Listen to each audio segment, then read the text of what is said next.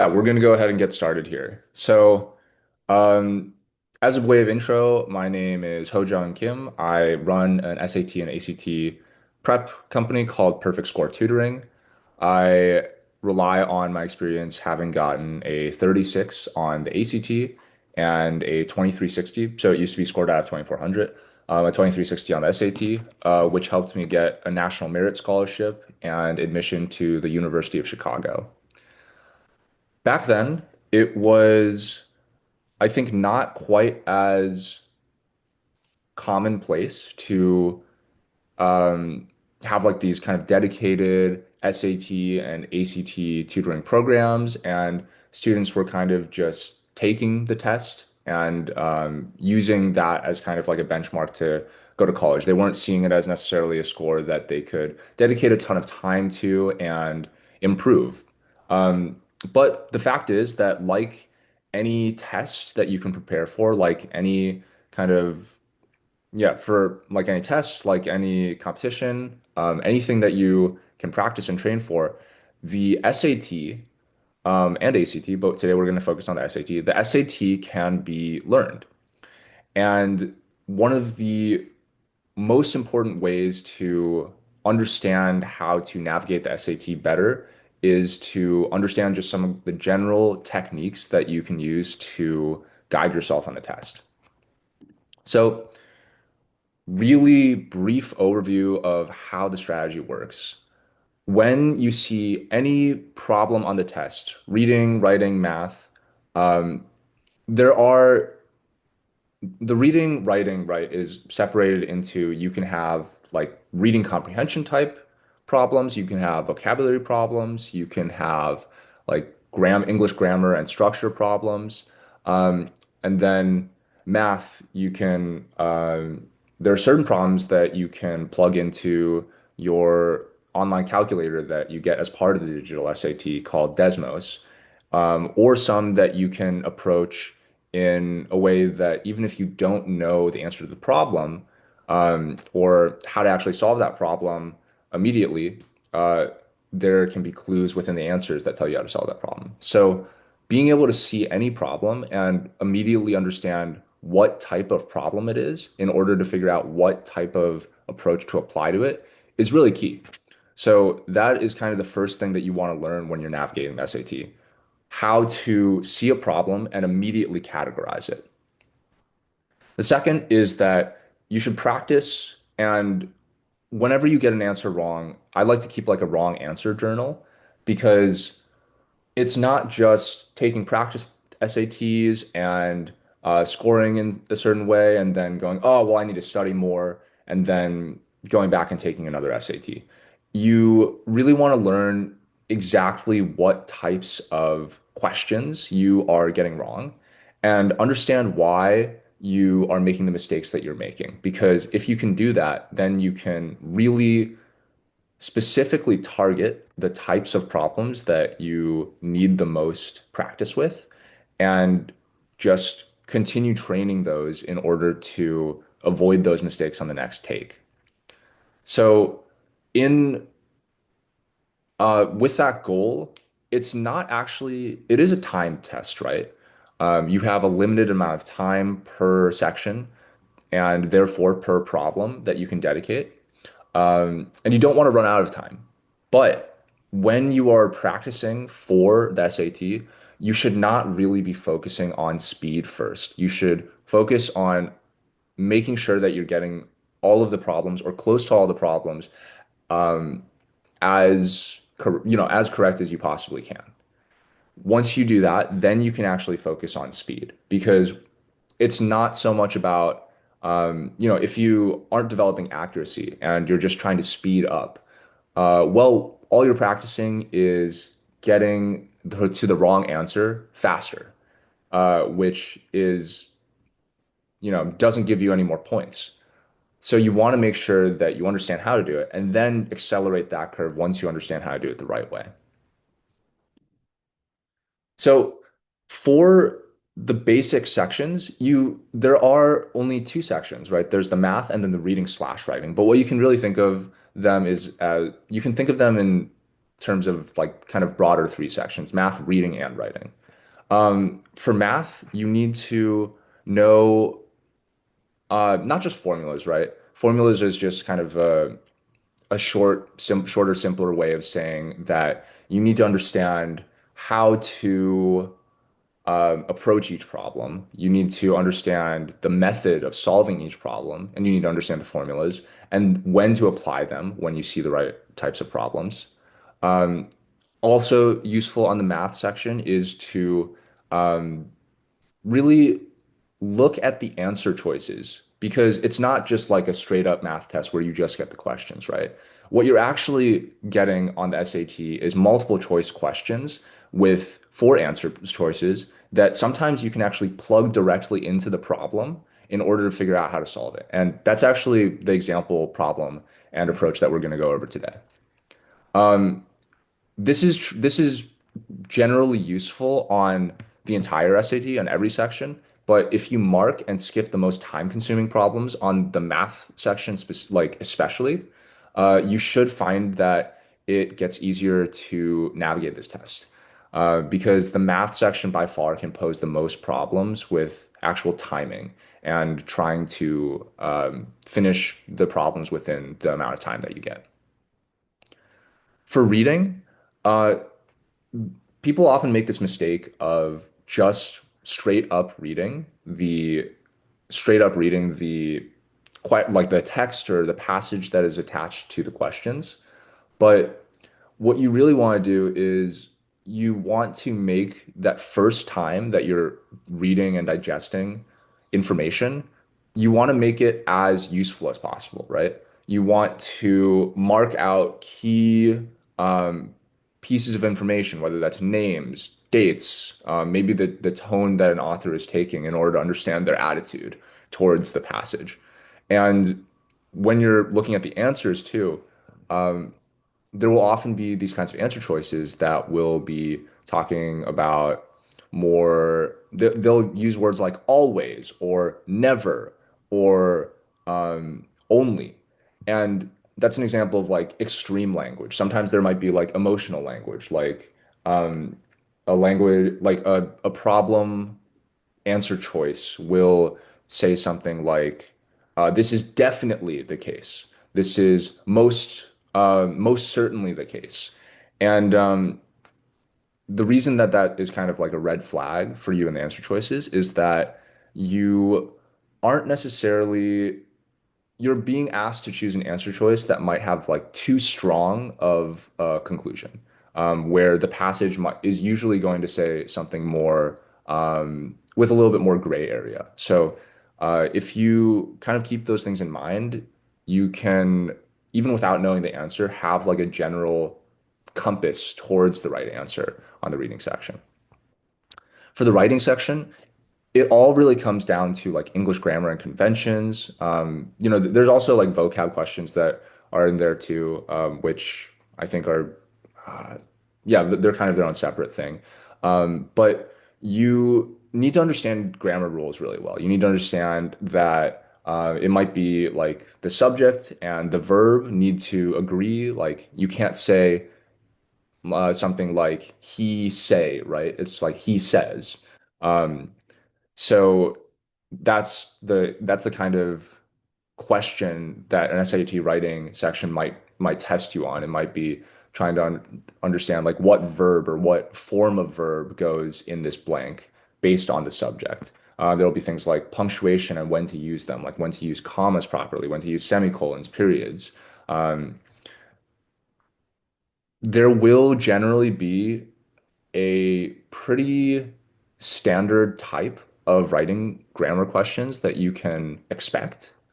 Um, and in navigating those two, it really does come back to rules that you can work off of, similar to math, where you have formulas in math, you have rules in writing that you can use to point you towards the right answers.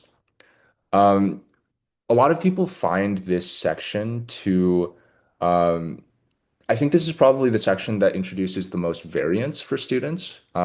Like some students will be really comfortable with this section, and some students will have to study this section a ton for it to make sense.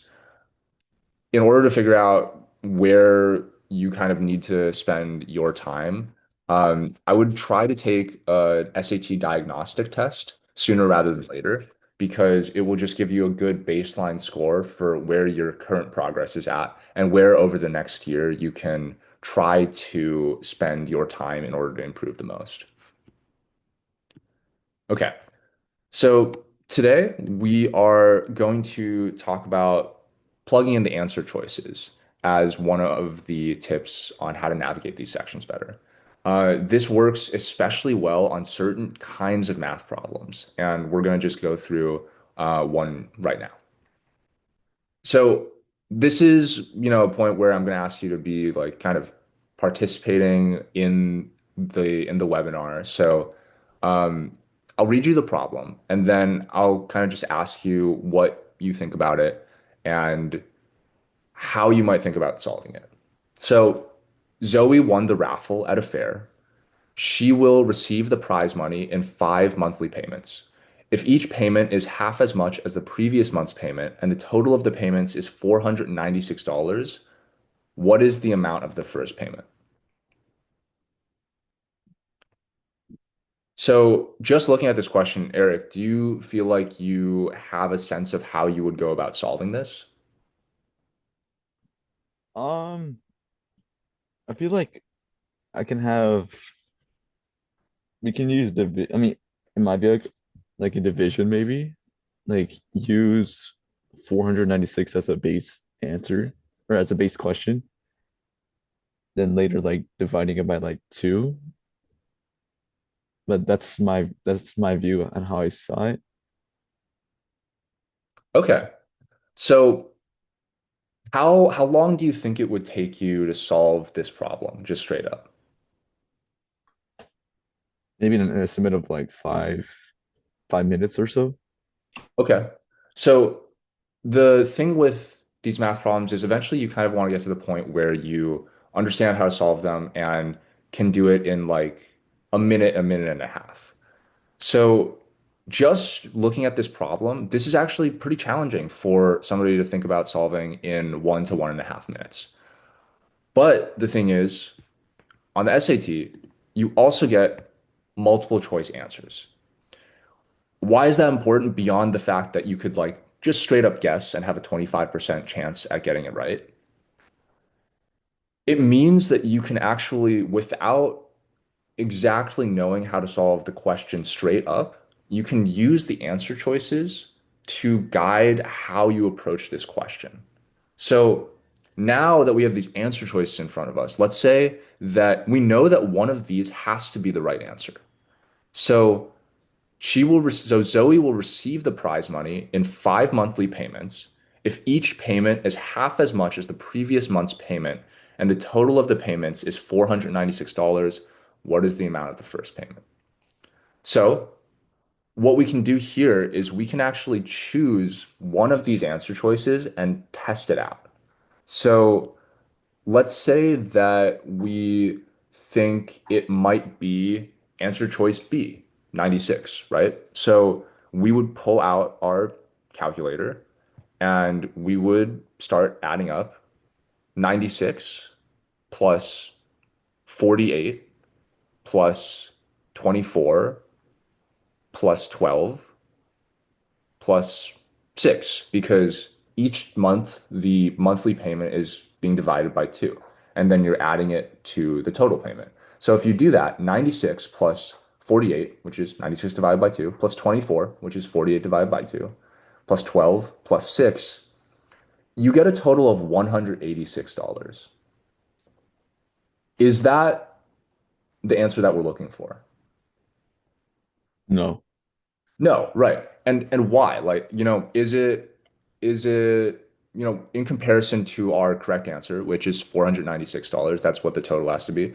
186, that's not enough, right? It's still like $310 less than the actual amount. So now by having tested one of these answer choices, we already know B is not right. And we also know that it probably isn't going to be less than $96 either. because we need an amount, a total that is way greater than if we had started at 96. So that actually leaves us answer choice A. So let's test out A. We start with $256, then we add 128, then we add 64, then we add 32, and finally we add 16. And that actually gives us 496, the right answer. So this ends up being a strategy that you can use to essentially take any answer choice and use it to guide your approach to the problem. So without having to do what normally would be like a longer, maybe 5 minute problem and having to write out variables maybe where we write, okay, well, 496 equals x plus x over 2 plus x over 4 plus x over 8. That is a much more complicated problem than just taking one of these answer choices and testing out, okay, if we have 256 and then we divide that by 2 to get 128, and then we divide that again and again.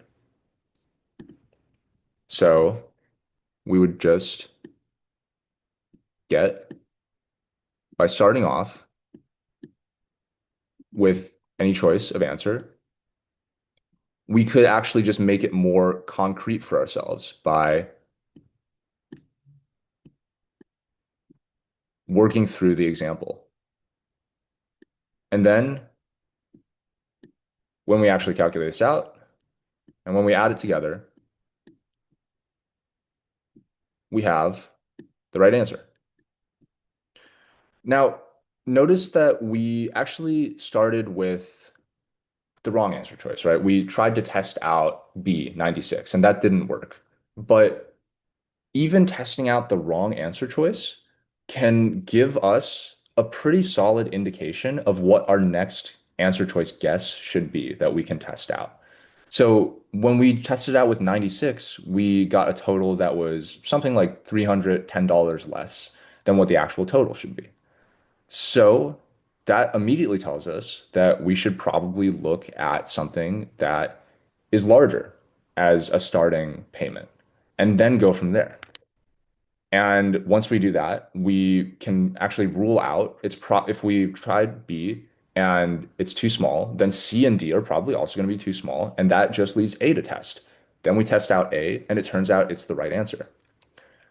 So rather than being a straight up math test, right, where you have to provide all of the information and come in with understanding exactly how to do the problem and solve it out yourself, the great thing is you get answers that can guide your approach. So wherever you can identify that you might be able to plug in the answers or use the answers to guide how you solve this problem, like solve the problem, this will make navigating the SAT much, much easier. Okay. So today we only have, one person in the webinar. So this was probably going to be scheduled to take a little longer to get through. Um, but yeah, at this point, I want to open it up for any questions. And you can also drop your email in the chat, and I'll send you a PDF handout that summarizes everything that we talked about today in this group lesson, which, ended up just being kind of, yeah. So I'll send you a summary of everything. But yeah, if you have any questions that you have right now, I'm happy to answer them. I do have one question. Yeah. How many, how long is the session of the SAT for each section? Yeah. So the SAT is like it's a long test. It's gotten a little bit shorter over time, but it is a 2 hour and 14-minute test. God. You do get some breaks. So there's a reading and writing section that is going to be 64 minutes. It's divided into two modules. And then Mm, you're going to get a math section, which is 70 minutes, also divided into two modules. And then you get a 10-minute break between the reading and writing and the math section. Um, okay. So if you're not used to kind of sitting and taking a test for that long, you will want to make sure that you just really build up like your oh, you'll want to make sure that you build up your kind of like practice test stamina almost like or test stamina almost like endurance where um you feel like you can sit down for 2 hour even 3 hour long tests and not lose focus throughout. So if you're not used to kind of that length of test, that's something that is really good to practice as well. Okay. Another thing is for people who have in the programs throughout squash, right? Or squash, I was wondering if there's like people with IEP or 544 plans, do they have any benefits of using the ACTs? Because I have a plan for IEP, and I was wondering if there's like any benefits of using your IEP during the SAT test. Yeah, that is a great question. So there are benefits. You can actually get accommodations Okay. from the test centers to get extra time allowance, Okay. which can be, for students who have different needs, it can be really helpful. Um, it's similar to how I think a lot of schools already offer, like, for example, like 50% increased time accommodations on tests. Hmm. Um, Another thing is like, is there based on level of the three sections like reading, writing, and math? What do you mean by based on level? Like, is there gonna be like a whole module based on what you learn throughout your high school year? Um, yeah, so I would say that math is definitely the one that is meant to kind of challenge you the most, Okay. and is like pretty well correlated with like what you're going to be learning in high school math. Hmm. Um, so it'll challenge you, it'll test you on all those concepts. Yeah. Um, like the reading writing section will also have vocabulary problems that aren't necessarily tested on that aren't necessarily taught in your school programs. So it can require some independent, it does require some independent study to become really comfortable with all the vocabulary words that might show up on your SAT test. Okay. If, Another oh, thing is, oh, go ahead. Oh, sorry. I was just going to also mention that if vocabulary is somewhere where you feel like, you have a hard time with, that Hmm. might also open up the option of taking the ACT instead, which doesn't test um, to nearly the same extent the amount of vocabulary that the SAT does. Okay, I was about to ask you the difference between ACT and SATs. Yeah, so the ACT and SAT are actually like very different tests. The ACT has made some recent changes to make it a little bit closer to the SAT. Um, in actually a lot of ways, it has made changes to make it closer to the SAT. The ACT used to have a mandatory science section, which is as of, I believe, September 2024 for the written tests going away. Hmm. And I think for your college application year, they won't really be looking at the science section score as much for the ACT. So that'll take the ACT down to three sections. It'll be the kind of English, which is the equivalent of like the writing part of the reading writing section. Hmm. It'll be the English, which is like mainly grammar, reading, which is like, passages, pretty long passages that you have questions about, and then the math section. Okay. So yeah, if you're actually kind of wondering, hey, between the SAT and ACT, which one should I take? Hmm. It can be really good to take a diagnostic test. So just Hmm. like a full length practice test under test conditions to establish a baseline score on both the SAT and ACT and see which one you are comparatively doing better at. Okay. Uh, Another thing about is how many questions are there in per section? Yeah, that's a good question. So I have to look up the exact um I have to look up the exact number I don't know it quite off the top of my head. So the total number of questions, there are 98 questions. The reading and writing section has 54 questions, and the math has What? 44 questions. What? So if you remember kind of, between the timing, it Mm, means that you have approximately like a little bit over 1 minute per question for the reading and writing section. And you okay. have like 1 minute and a half for each question on the math section. And that question that we went over is a typical SAT question.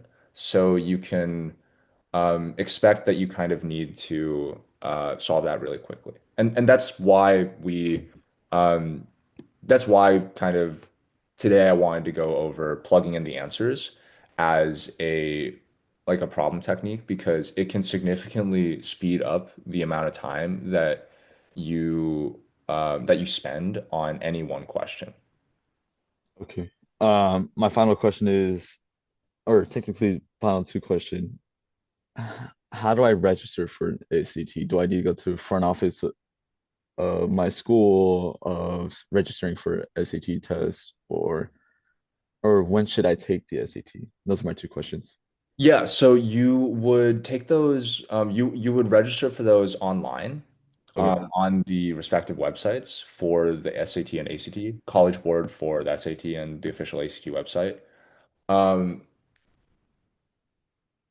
your Depending on your school will often match you up with like a college admissions counselor, and Okay.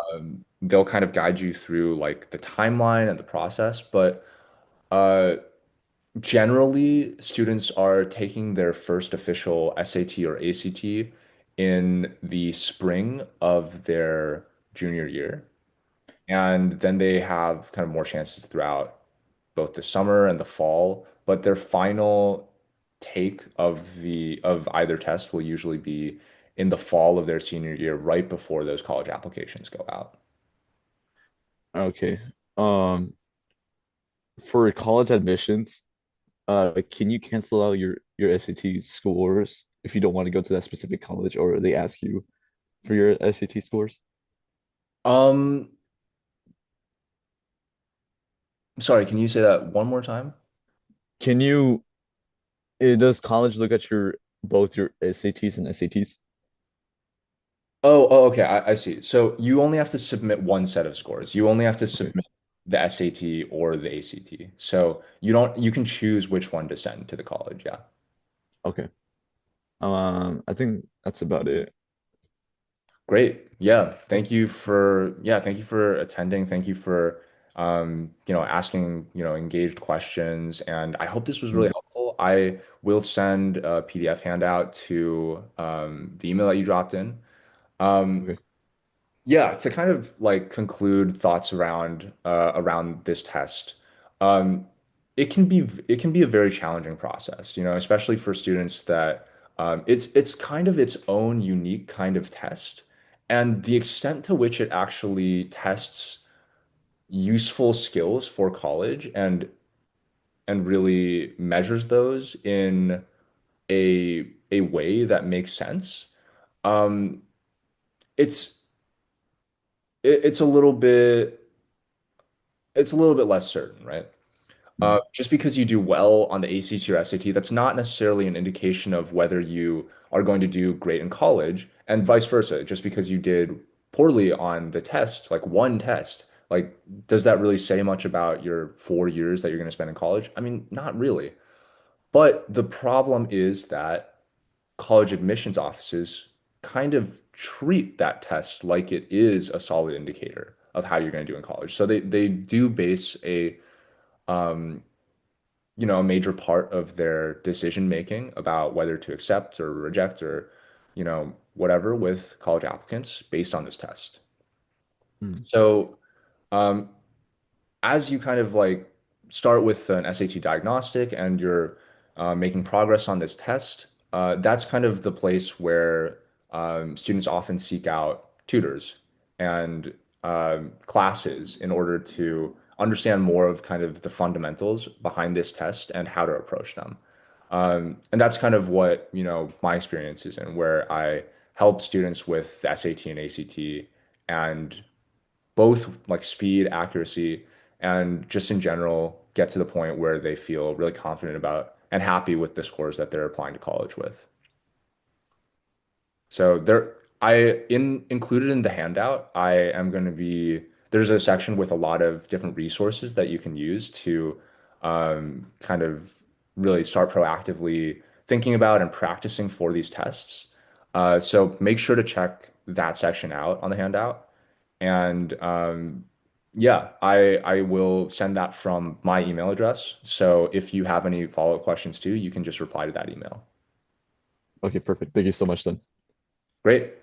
It was great to chat today, and I hope that this was helpful and that you got something out of it going into thinking about the college admissions process. Mhm. Um, have a great weekend. Thanks for joining me on a Saturday morning for this. No, yeah, thank you. I'll wait for look out for that handout in your inbox. Okay, perfect. Thank you for showing me that math technique you showed me and that Of problem. course.